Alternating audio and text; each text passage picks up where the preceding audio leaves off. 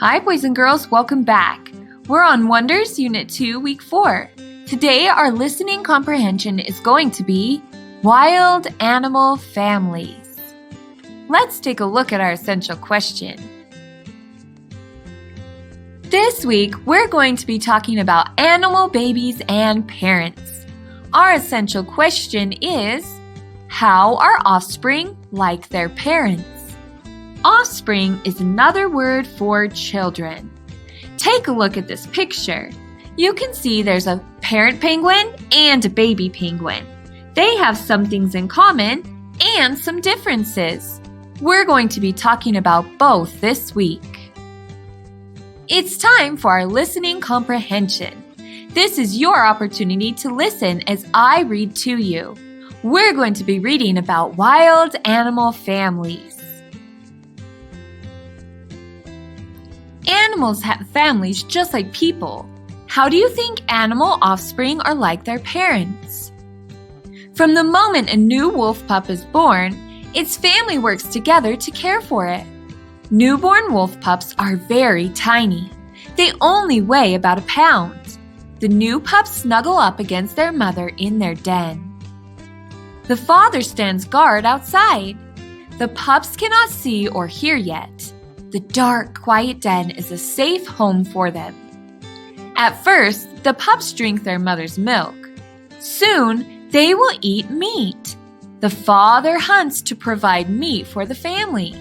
The parents chew the meat and then spit it into the pups' mouths.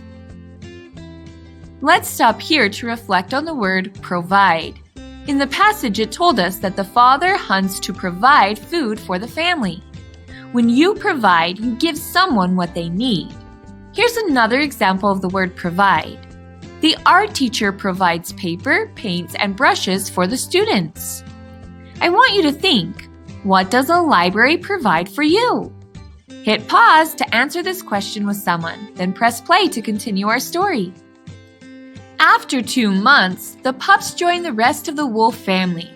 Wolves live in groups called packs. Members of the pack play with the pups, bring them food, and even babysit while the parents hunt. At 6 months, the pups will be ready to hunt with the pack. It is a cold winter day in Antarctica. A mother emperor penguin has just laid her egg. Now she will leave and head for the sea to eat. What happens to the egg? The father penguin stays to keep it warm.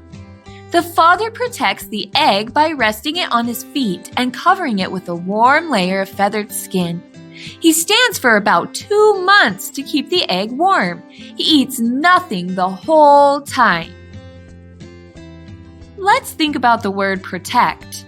The father penguin protects the egg by resting it on his feet and covering it with a warm layer of feathered skin. When you protect something, you keep it safe. A helmet protects your head when you ride a bike.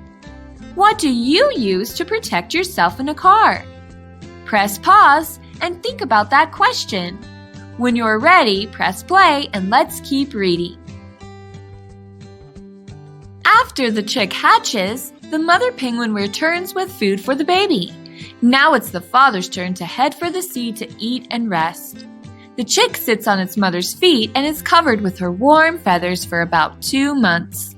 Then the mother leaves to get food for the chick. Emperor penguins live in big groups.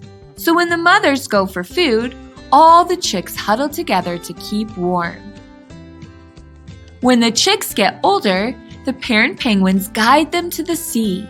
They follow one another waddling, sliding, and diving off the ice into the sea to learn to fish for food. This word is guide. The parent penguins guide the small baby penguins to the sea. When you guide someone, you lead or show them how to do something. Here's another example with the word guide. My dad guides us on our hike through the woods. Who guides you in school? I want you to pause to think about that question. Press play when you're ready to continue. Thirsty and hot, a group of elephants walk to a water hole. The calves, or baby elephants, are very tired, but their mothers and aunts push them along with their trunks. They do not want the calves to be separated from the herd or group. The herd is led by the oldest elephant. She is the grandmother. The adult elephants in the family take care of the little ones. They also take care of the elephants that are very old. There are no male elephants in the herd. The passage told us that the elephants do not want the calves to be separated from the herd. To separate means to divide people or things, to keep them apart. That means they don't want the calves to be apart from the rest of the herd. Let's look at the word separate in a different sentence. The coach separated the players into 2 teams. What should you do if you become separated from your parents in a public place? I want you to pause and think about this question. What would you do? When you're ready to keep reading, press play. Once they reach the water hole, the elephants suck water up through their trunks and blow it into their mouths. They squirt cool water over their bodies and their babies. One mother rescues her calf that is stuck in the mud. Elephants say a lot by their behavior. 2 elephants may hug by wrapping their trunks together.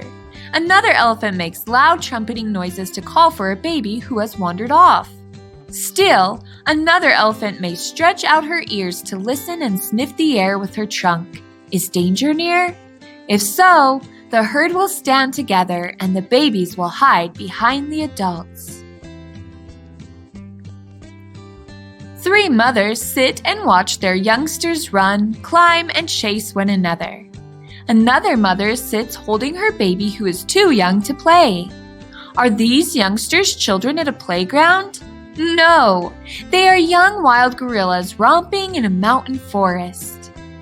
The leader of this gorilla family is a male gorilla called a silverback.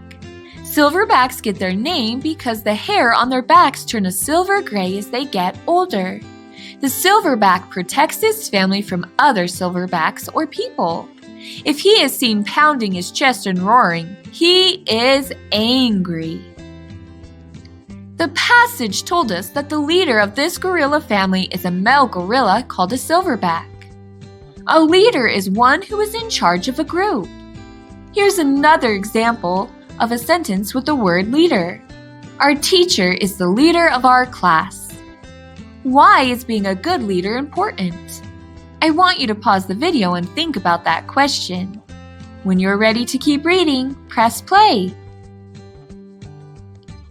What do gorillas do all day? When they wake up in the morning, they search for food. In the afternoon, the older gorillas nap while the young ones play. Later, they look for more food. Then they groom the young ones by pulling dirt and bugs from their hair. When the silverback says it's bedtime, each gorilla makes a nest using branches and leaves. The males sleep on the ground. The children snuggle with their mothers in the trees. Thank you for listening as we have read all about wild animal families. It's your turn to return to Seesaw for some more activities. You're going to be comparing baby penguins to their parents, ways that they are the same and ways that they are different. Head back to Seesaw. Bye!